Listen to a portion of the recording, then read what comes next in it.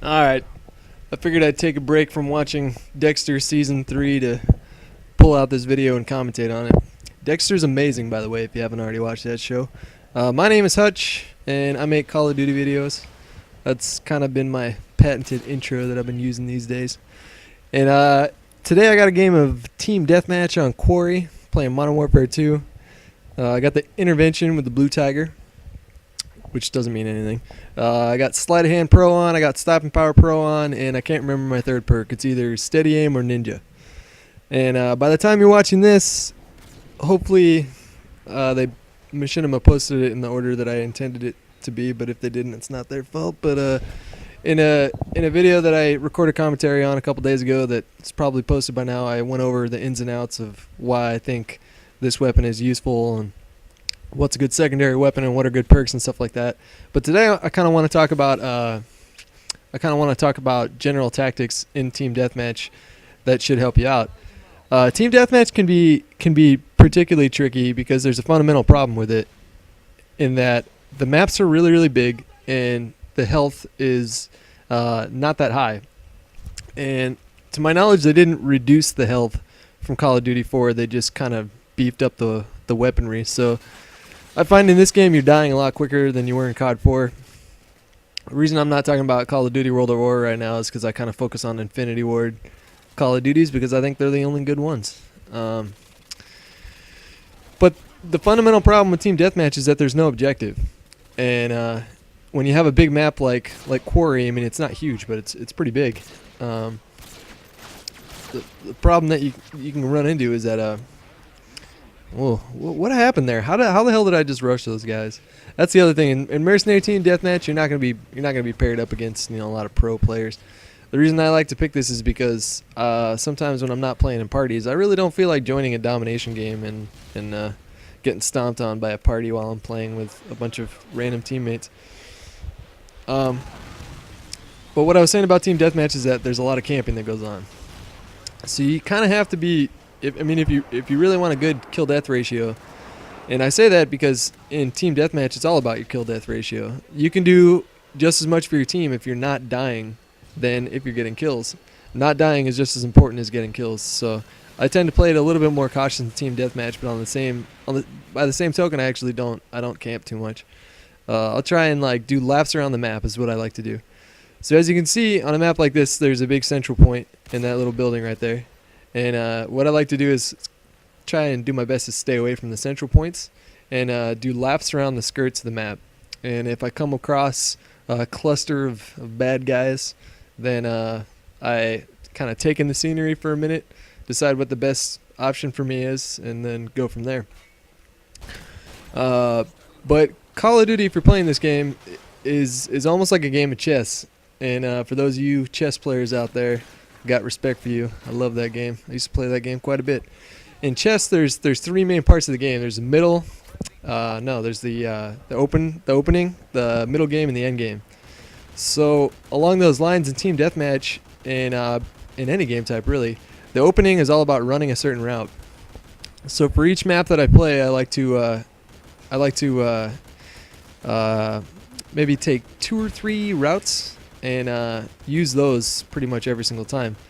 And the point of a route is to get in a position where you can engage the other team and at the same time not be vulnerable to yourself to things like placement grenades and things like that. And the middle game is totally unpredictable. It all depends on how the other team posts up, where your teammates are in relation to where you are. So it's wildly unpredictable. That's why in Team Deathmatch, and it also depends on the map too, because some maps really lend themselves to camping. And I'm finding that in Team Deathmatch, this map in particular, a lot of camping goes on because there's a lot of buildings. And anytime that you have a lot of buildings or a lot of spots where you can hole up, then inevitably in a game like Mercenary Team Deathmatch, you're going to run into a lot of camping. And the end game is all about trying to either pick yourself up if you're lagging in score, or see if you can maintain a lead if you have the lead. Pretty self-explanatory. My secondary weapons here are the Akimbo Model 1887s, and there are some definite positives to using the the Akimbo Model 1887s, and the biggest one is that the range on it is incredible. Uh, it has about the same range that the shotguns did in Call of Duty 2.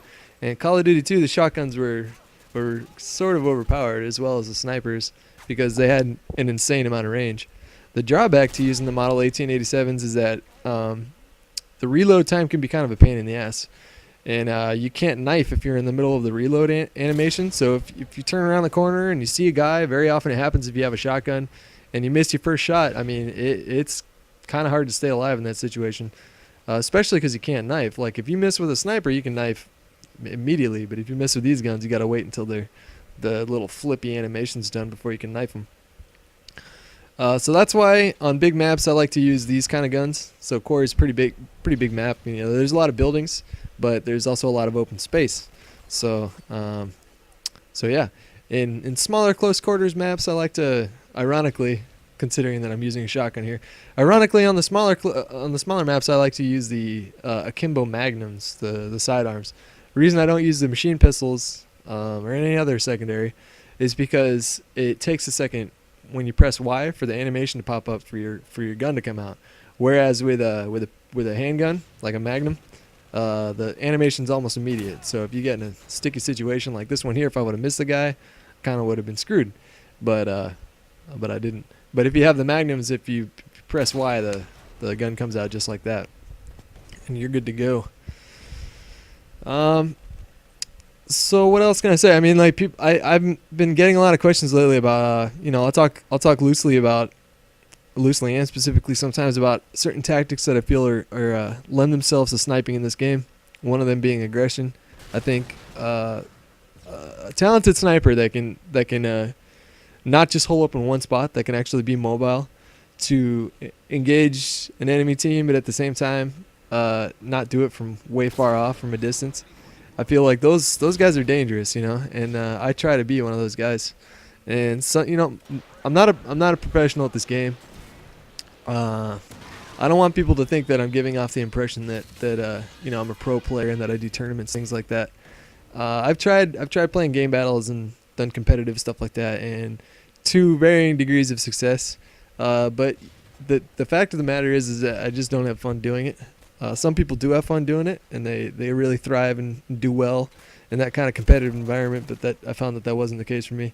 So I decided to stick to casual gaming. But on the same note, I have a lot of experience in Call of Duty and the series in general, and so I feel like I can contribute a thing or two to maybe the up-and-coming snipers out there in YouTube land. So yeah, I play this game for fun. When I buy a video game, normally people buy them because they want to have fun with them, right? So that's what I try and do. But I had a lot of people asking me, like, what are your tips for actually like having better aim? And I don't go for no scopes often because the scope comes up so quick in this game that you don't really have to. And at the same time, no scopes are very unreliable in Call of Duty. They'll shoot in a random point within the crosshair. And I know that some people have the opinion that you can do certain trick shots, like one of them's called the G shot, and that will actually straighten out the shot so that the no scopes will shoot straight every time. But I don't believe in that. I think it's a misconception. I've never really found it to be the case that somebody has found a way to have a no scope shoot straight every single time. I mean, if you guys have, then show me an unedited full team deathmatch game or domination game of somebody running around and actually using that tactic, because to my knowledge that video does not exist, and it probably never will. But one tip that I can give you that might help you out is to actually use your reticule. Like when you're not zoomed in, you see how you have these little crosshairs, right? You have a little point on the top and the bottom and the left and the right. What you want to do is center your target in those little crosshairs, or I don't know what you call them. I guess you would call them crosshairs, but they're not really crosshairs. But center your target in those even as you're scoping in. So don't wait until you're all the way scoped in to look for the guy that you're shooting at. Actually, like, aim at the guy before you even start zooming in, and that way when you're zoomed in, you can be really quick, like right there. Like I try to line them up in the middle of the crosshairs so that when the animation pops up, so that my crosshairs are actually up, I can man, here I was kind of hoping to get a 3-in-1, a triple or something like that, but it just didn't work out. So that's my tip right there. If you guys have any other questions, that's my question of the day for you guys right now. If you have any other questions that you would like me to address in terms of how to improve as a sniper, feel free to leave that in the comments form right here, or any other question that you might have. If you like videos like these, go ahead and check out my channel. It's right there on the screen. Thanks again to Machima for posting my videos here. I'm going to go watch Dexter.